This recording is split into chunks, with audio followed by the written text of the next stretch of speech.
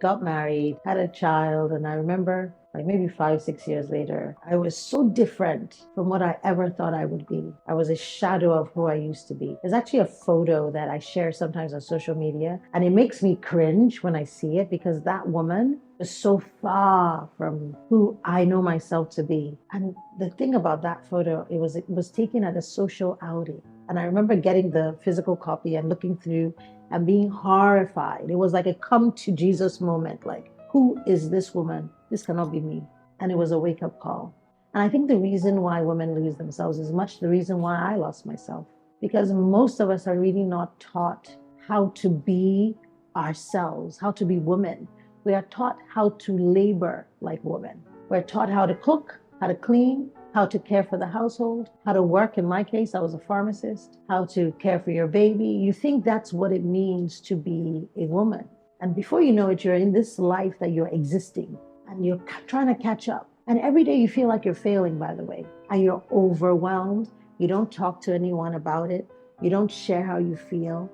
You just keep trying to carry on. What's going to happen in that case? What Americans often say is something's got to give. When you live that way, something's got to give. And quite often it's you. And that's why women lose themselves. How do you find yourself after you've lost yourself? The first thing is to first become aware and acknowledge that you've kind of lost yourself.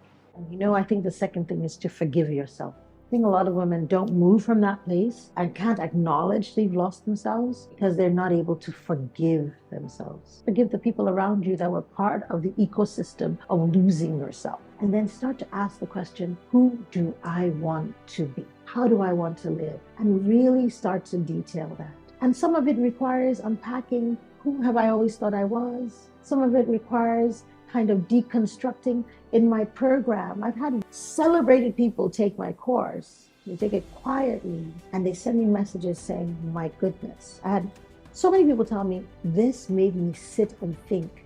50 years old, I cried and cried and cried for the woman that I used to be. But let me tell you what happens after that season, that moment, that time when they unpack. It's like they wake up to themselves. So there is a way forward. You don't have to live in the place of stuckness. A lot of women have convinced themselves that they just have to live that way, that, marriage is hard and life is hard and, life sucks. It doesn't have to if you're willing to do the work.